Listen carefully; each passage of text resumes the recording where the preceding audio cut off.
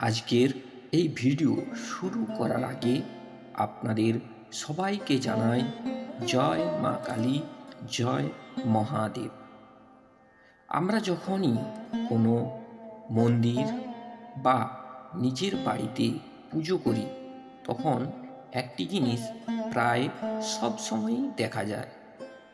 পূজার সময় ধূপ জ্বালানো হয় আর এক বা একাধিক প্রদীপ জ্বালানো হয়। মন্দিরে ঢুকলেই দেখা যায় ধূপের সুগন্ধ চারিদিকে ছড়িয়ে পড়েছে, আর প্রদীপের আলো মন্দিরকে আলোকিত করে রেখেছে। কিন্তু কখন কি ভেবে দেখেছেন, পুজোর সময় ধূপ ও প্রদীপ জ্বালানো হয় কেন? এটা কি শুধু একটি রীতি, নাকি এর পেছনে লুকিয়ে আছে গভীর কোনো রহস্য?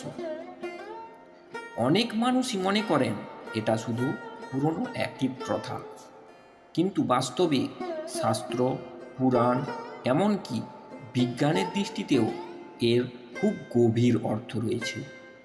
আজকের এই ভিডিওতে আমরা জানব পুজোর সময় ধূপ জ্বালানোর কারণ কি, প্রদীপ জ্বালানোর আসল অর্থই বা কী, শাস্ত্রে এর উল্লেখ কোথায় আছে, আর বিজ্ঞানের মতে এর উপকারিতাই বা কী। তাই ভিডিওটি শেষ পর্যন্ত দেখবেন। প্রথমে আমরা জানব ধূপ জ্বালানোর কারণ। হিন্দু ধর্মে ধূপকে খুবই পবিত্র বলে মনে করা হয়। শাস্ত্রে বলা হয়েছে ধূপের সুগন্ধ দেবতাদের খুবই প্রিয়। যখন ধূপ জ্বালানো হয় তার সুগন্ধ চারিদিকে ছড়িয়ে পড়ে। এই সুগন্ধ পরিবেশকে পবিত্র করে এবং মনকে শান্ত করে। অনেক পুরাণে বলা হয়েছে ধূপের ধোঁয়া দেবলোক পর্যন্ত পৌঁছে যায় এবং দেবতাদের সন্তুষ্ট করে। এই কারণেই প্রায় সব পুজোয় ধূপ ব্যবহার করা হয়। শাস্ত্রে একটি কথা বলা হয়, যে ব্যক্তি ধূপ নিবেদন করে তার পূজা দেবতারা দ্রুত গ্রহণ করেন। কিন্তু শুধু আধ্যাত্মিক কারণই নয়, এর পেছনে বৈজ্ঞানিক কারণও রয়েছে। আগে যখন বৈজ্ঞানিক ওষুধ বা সুগন্ধি ছিল না, তখন ধূপের মাধ্যমে পরিবেশ পরিষ্কার রাখা হতো। অনেক ধূপে থাকে প্রাকৃতিক ভেষজ উপাদান, যেমন চন্দন, লোবান, গুলগুল ইত্যাদি। এই উপাদানগুলি বাতাসের জীবাণু কমাতে সাহায্য করে। তাই প্রাচীন ঋষিরা ধূপ ব্যবহার করার নিয়ম তৈরি করেছিলেন। এবার আসি প্রদীপ জ্বালানোর কারণ। প্রদীপ মানে হলো আলো, আর আলো সবসময় অন্ধকার দূর করার প্রতীক। হিন্দু দর্শনে বলা হয় অন্ধকার মানে অজ্ঞান, আর আলো মানে জ্ঞান। যখন আমরা প্রদীপ জ্বালাই তখন আসলে আমরা প্রতীকীভাবে বলি, হে ঈশ্বর, আমাদের জীবনের অজ্ঞানতা দূর করো। প্রদীপের আলো ভক্তির প্রতীকও বটে। অনেক শাস্ত্রে বলা হয়েছে একটি ছোট্ট প্রদীপও যদি ভক্তি দিয়ে জ্বালানো হয় তবে তার ফল অনেক বড় হয়। বিশেষ করে সন্ধ্যার সময় প্রদীপ জ্বালানোর গুরুত্ব অনেক বেশি। অনেক বাড়িতে এখনো দেখা যায় সন্ধ্যা হলে তুলসীর গাছের সামনে প্রদীপ জ্বালানো হয়। এটি শুধু ধর্মীয় রীতি নয়, এটি একটি আধ্যাত্মিক অভ্যাস। এবার একটি পুরাণের কাহিনী শুনুন।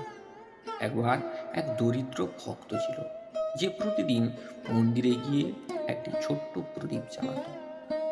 তার কাছে বেশি কিছু ছিল না, কিন্তু তার ভক্তি ছিল অগাধ। একদিন প্রবল ঝড় উঠল, মন্দিরের সব বড় প্রদীপ নিভে গেল।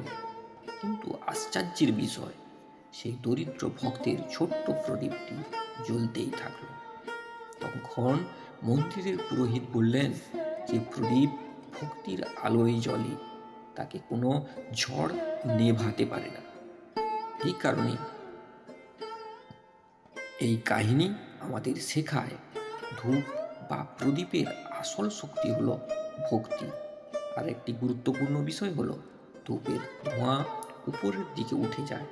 এটি প্রতীক করে আমাদের প্রার্থনাও যেন উপরের দিকে অর্থাৎ ঈশ্বরের দিকে পৌঁছে যায়। আর প্রদীপের আলো আমাদের মনে করিয়ে দেয়, জীবনে যতই অন্ধকার আসুক, আলো সবসময় অন্ধকারকে জয় করে।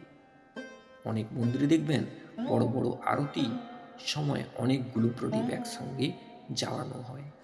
এটি শুধু সৌন্দর্যের জন্য নয়, শাস্ত্রে বলা হয়েছে আরতির সময় প্রদীপের আলো এবং মন্ত্রের ধ্বনি মিলিয়ে একটি শক্তিশালী আধ্যাত্মিক পরিবেশ তৈরি হয়।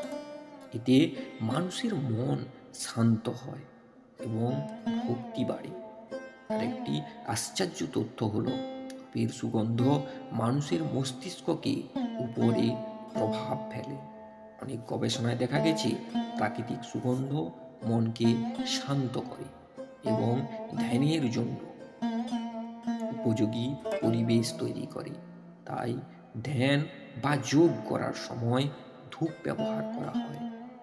সবশেষে একটা কথা মনে রাখা খুবই জরুরি, ধূপ বা প্রদীপ শুধু একটি রীতি নয়, এগুলো আমাদের ভক্তি এবং বিশ্বাসের প্রতীক। যখন আমরা মন থেকে ঈশ্বরকে স্মরণ করে ধূপ ও প্রদীপ জ্বালাই, তখন সেই পূজা সত্যি অর্থপূর্ণ হয়ে ওঠে। ভিডিওটি যদি ভালো লাগে তাহলে ভক্তি সঙ্গ ইউটিউব চ্যানেলটি সাবস্ক্রাইব করে পাশে থাকা বেল আইকনটি ক্লিক করবেন। দেখা হচ্ছে পরবর্তী এই ধরনের ভিডিও নিয়ে। সবাই ভালো থাকবেন, সুস্থ থাকবেন।